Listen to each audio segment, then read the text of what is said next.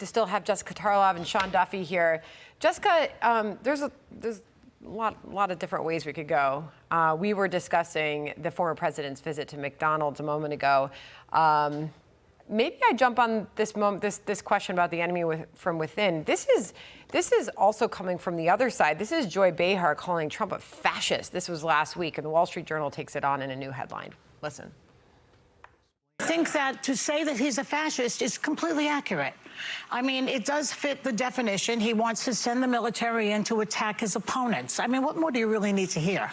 So it's fair to say there's questions about this on both sides, really, right? No, well, Joy Behar is responding to things Donald Trump said, not the other way around. And you've seen Donald Trump himself and then J.D. Vance this morning on our own air with Bill Hemmer and Dana struggling to talk about the enemy within comments. He's been given the opportunity to walk it back, to say, oh, maybe I shouldn't name check Adam Schiff and the Pelosi's, and he continues with it. He thinks that Democrats are the enemy within, and he doesn't have a problem with sending the National Guard after them. So Joy Behar is responding to the comments that Donald Trump started. And I want to get back to what Sean was saying about the McDonald's thing. That image, it surely won the day yesterday. And I think that for people who are fans of Donald Trump, that is something that will really resonate.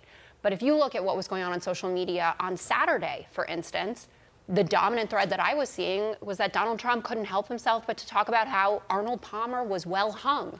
On Friday, he was saying that Abraham Lincoln should have settled the Civil War. I guess that's the art of the deal, that he could have made a better deal. And then you have the enemy within comments. So if you look at the totality of that for the weekend, I don't think that speaks that well. Well, the Wall Street Trump. Journal took on those recent comments from Joy Behar and said the fear of fascism would have more credibility if Democrats didn't abuse power themselves. If they lose the election against a flawed Mr. Trump, it won't be because he is a wannabe Mussolini. The reason will be the Biden-Harris record. Your thoughts? So Sean? Democrats have shattered all the norms. Again, a $500 million lawsuit in settlement or judgment in New York City against Trump, multiple cases against him criminally and civilly, the two impeachments, the Russia collusion hoax. But when you're talking about what's happened in the government, the fact that you had, I know the way the House works, you have Republicans put half, the committee on, Democrats put the other half. They did this committee on Russia collusion and only allowed Nancy Pelosi to put members on the committee. That's not true. It is true. Because Kevin McCarthy put his list of members in, Nancy didn't take them, and they put Adam Kinzinger and Liz Cheney on the committee. So Republicans, but not the ones that the leader picked. And so they're shattering the rules all around the way this government works. I mean, and I think Donald Trump to go, listen, let's get back to normalcy. Let's get back to actually respecting each other. How big Arnold Palmer was? Are you kidding me, Sean? Wait, listen, we're talking about how the... No. You tell me, if Joe Biden had stood up there and said, I saw Arnold Palmer in a shower once, and boy, that guy's got it going on down there. What would you have said? That he wasn't fit to lead? That doesn't affect the way the government works, the way the government functions. That you have an insane person as the head of the government? So and when you say we shatter the norms, maybe the guy who got indicted is the one that shattered the norms. Maybe it's the lawfare that was used to indict him on bogus charges. Just real quickly, we've got to leave it there. But the response on the FEMA thing was also interesting, by the way, after we just had that couple on who said they've called and have not heard back. Jessica.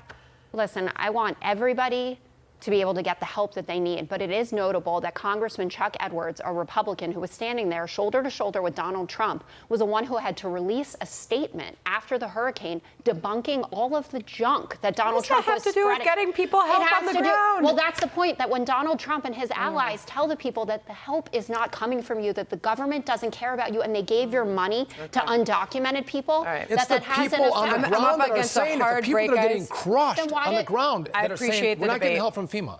Thank you so much to both of you. Hey, Sean Hannity here. Hey, click here to subscribe to Fox News YouTube page and catch our hottest interviews and most compelling analysis. You will not get it anywhere else.